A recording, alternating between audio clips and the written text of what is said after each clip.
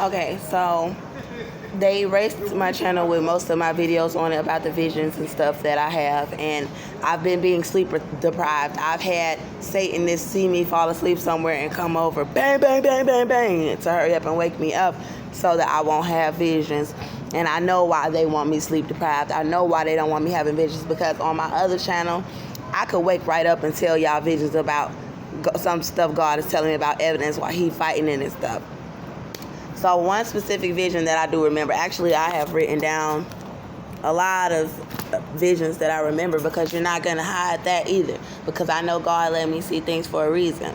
One that I want to say right now, because some of my visions probably won't be on this channel. I might make another channel for my visions, since they want to stop me from telling about my visions as well.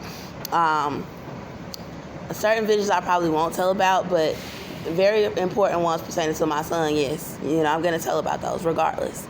I had a vision of me at Beverly Raoul's.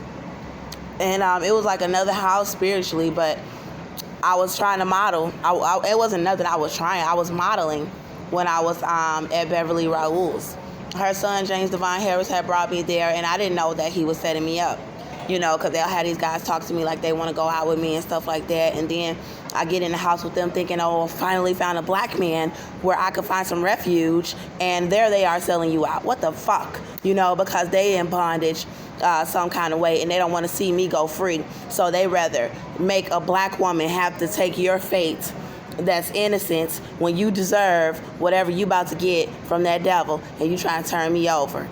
So James Devon Harris ended up pulling a gun out on me inside of the home for asking for a mattress, because they had me sleeping on piles of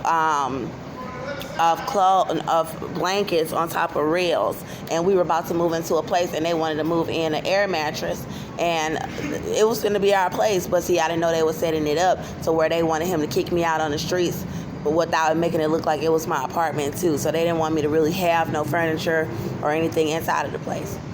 I remember asking God one night, I was like, God, I went to sleep. I was like, God, before I went to sleep, I was like, God, I need you to tell me the truth about James Devon Harris. And so when I went to sleep, God was like, God was showing me visions of him and his mother. And one specific vision that he had shown me was me with all my modeling clothes and everything. And then Beverly Raoul talking shit about me. And then he had showed...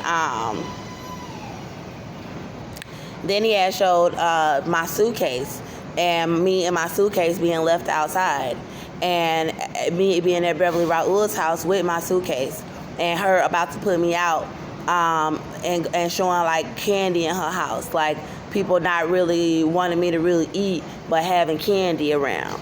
And then he was showing, you leave, he was like, get up and run up out of here. And he was like, pack up everything and run. He was like, but she trying to have you outside with your suitcase. And then he showed my suitcase in a garage, and he showed that garage, like showing that people was finna be plotting on me in their cars. But he brought me to like this spiritual place where he made all of them stand right there.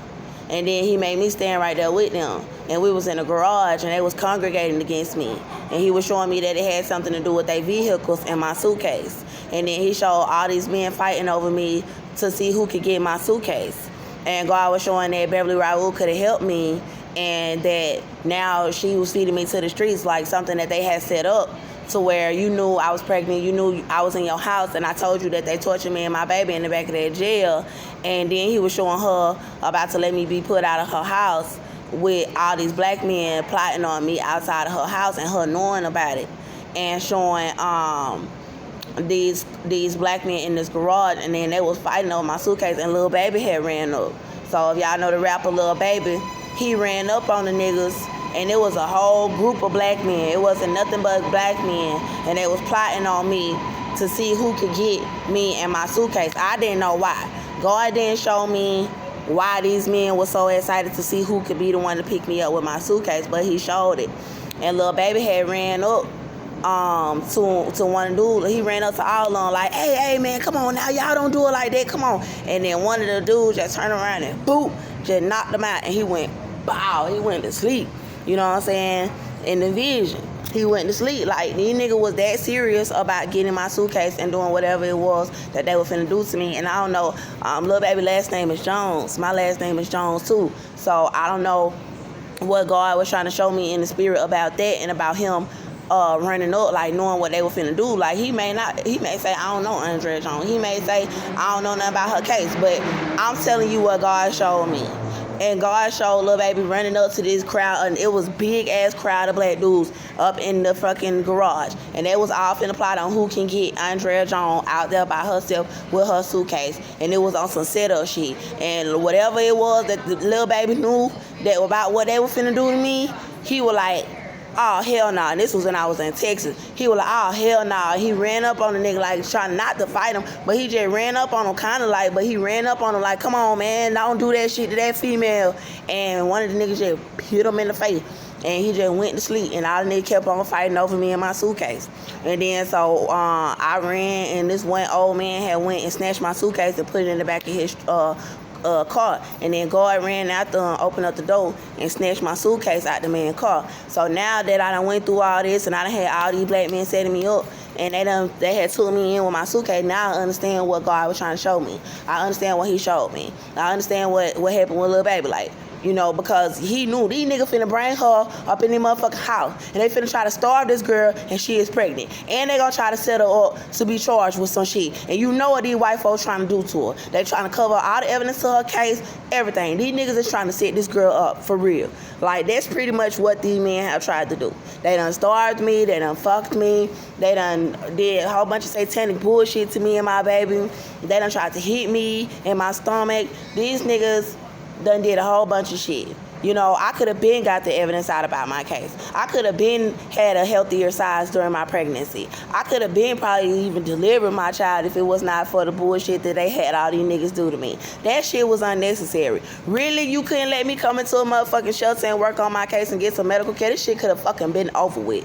But it's the spirit of America, the racism of America, where they feel they gotta try to defeat somebody because they got the spirit of God. Because you don't want to feel like I gotta bow down to no white woman or no white man like they my God. Fuck that bullshit. You hitting on me, you hitting on my kids. Slavery is over. I ain't the one for that bullshit.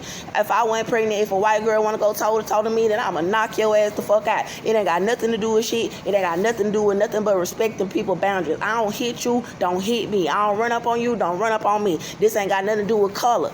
So you're not going to get out there and talk about no black right and you respect black people while you got black people trying to set up another black person because they racist deep down inside.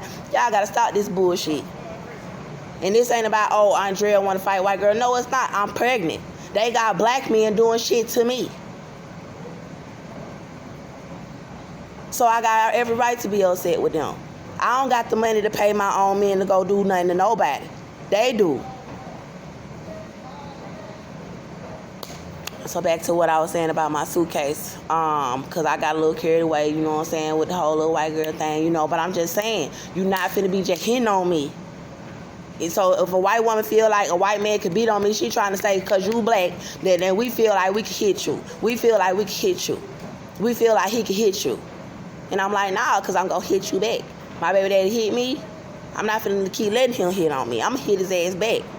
So they ain't finna teach me no lesson by trying to have no gang members, no black men hit me. I don't even let black men hit me. I don't even let black men hit me. So black men ain't teaching me nothing.